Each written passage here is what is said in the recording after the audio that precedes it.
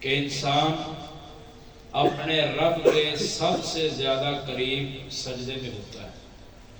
یعنی جب انسان سجدے کی حالت میں ہوتا ہے تو اس وقت انسان اپنے رب کے سب سے زیادہ قریب ہو جاتا ہے.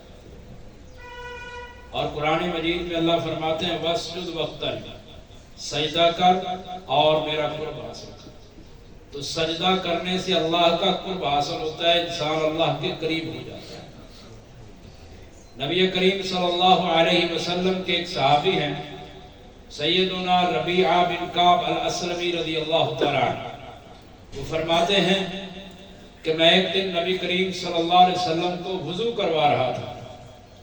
وضو کرواتے ہوئے اللہ کے رسول صلی اللہ علیہ وسلم نے مجھے کہا سل، مانگ لو، کیا مانگتے ہو، سوال کرو، مانگو.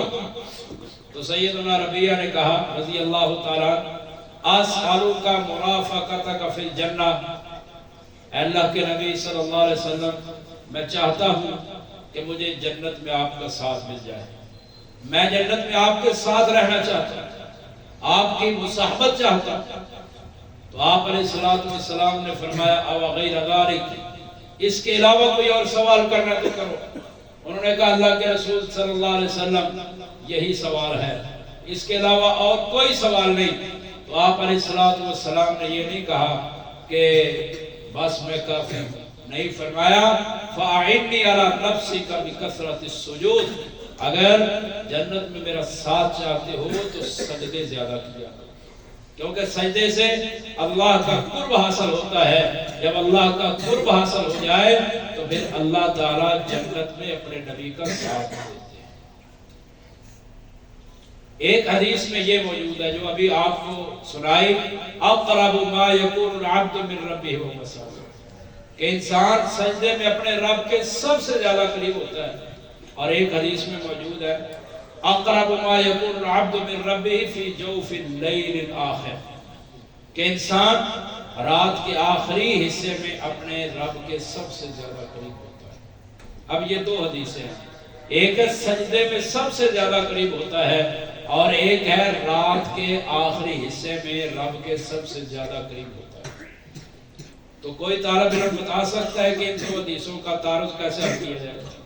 ایک میں ہے کہ سجدے میں زیادہ قریب ہوتا ہے اور ایک میں ہے کہ رات کے آخری حصے میں رب کے سب سے زیادہ قریب ہوتا ہے.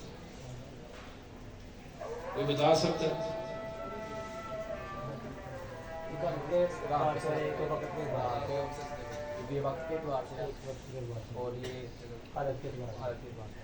انہوں نے جواب دیا ہے جی جو سجدہ ہے نا، سجدہ یہ ہے حالت، اور رات کا جو آخری وقت ہے وہ ہے وقت. یہ حالت ہے اور وہ وقت ہے. یعنی وقت کے اعتبار سے تو جو رات کا آخری حصہ ہے وہ اللہ کے سب سے زیادہ قریب کرتا ہے، اور حالتوں کے اعتبار سے نماز کی کئی حالتیں ہیں، قیام بھی ہے، رکوع بھی ہے، قومہ بھی ہے، سجدہ بھی ہے. تو ان تمام حالتوں میں سے انسان رب کے سب سے زیادہ قریب وہ سجدے میں. تو کیا ہی انسان کی زندگی کے اندر وہ سرور ہو، کیا ہی انسان کی زندگی کو وہ مزہ آئے کہ رات کا آخری وقت ہو اور انسان سجدے کی حالت میں ہو. پھر اس وقت اللہ رب العالمین سے مانگے، اللہ ضرور عطا کریں گے. اللہ تعالی ہمیں عمل کی توفیق عطا فرمائے. سبحان ربک رب العزت عما یصفون وسلام علی المرسلین والحمد للہ رب العالمین.